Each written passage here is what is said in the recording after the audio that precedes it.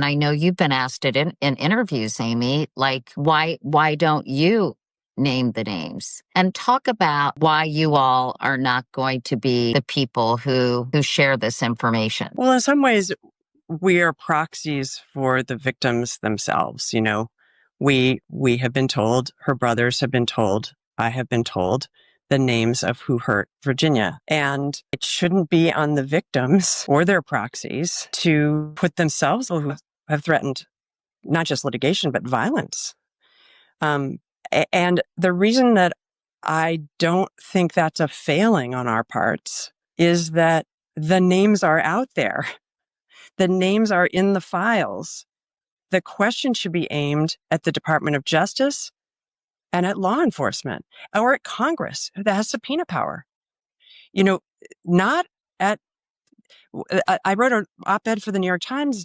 I don't know how many days ago, that it's a blur, maybe a week ago, saying why is the burden constantly placed on the weakest among us, the people who've been hurt, or their family members or their ghostwriters, who would be vulnerable to these men if we named them? Why is the impetus or the burden being placed constantly on the weakest among us instead of the strongest among us, our law enforcement officials, who we theoretically have trust in to take care of us? And to be fair and to be thorough, I only know a piece of the puzzle. They know all of it. So I understand, and I don't mind the question, you know, why people want to know.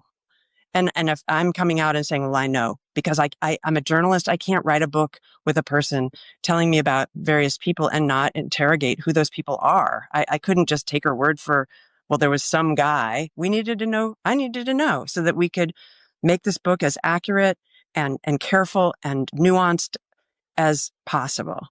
But that doesn't then make it my responsibility to put myself and my family in danger. And I will also say, Virginia's family was threatened, not just her.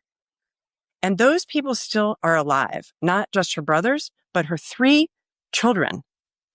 And they're in danger if an emissary of Virginia, me, starts spouting off the names. They're in danger because by association, they were threatened. So my decision has been to respect Virginia, to give her something that she got too little of in life, which was respect.